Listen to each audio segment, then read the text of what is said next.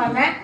Join பண்ணதை நினைச்சு நான் ரொம்ப ஹாப்பியா ஃபீல் பண்றேன். இடையில நான் ஒரு பேசிக் கோர்ஸும் கத்துக்கிட்டேன் மேம்.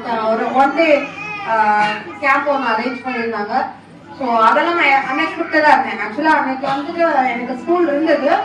அதுல நான் ஓவர் இன்ட்ரெஸ்ட் ஆயிட்டு நான் அந்த ஸ்கூலுக்கு நான் வரலன்னு சொல்லி நான் லீவ் போட்டுச்சேன். ஸோ அந்த அளவுக்கு ரொம்ப இன்வால்வ்மெண்டா பண்ணேன்.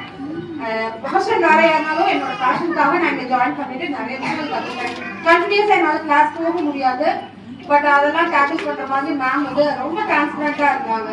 ஸோ ஒரு ஃப்ரெண்ட்லி மூவ் கிடைச்சது. பட் மற்றவங்களோட நான் வந்து அந்த அளவுக்கு மிங்கிள் ஆக முடியல. ஸோ அதை நினைச்சு நான் ரொம்ப ஃபீல் பண்றேன்.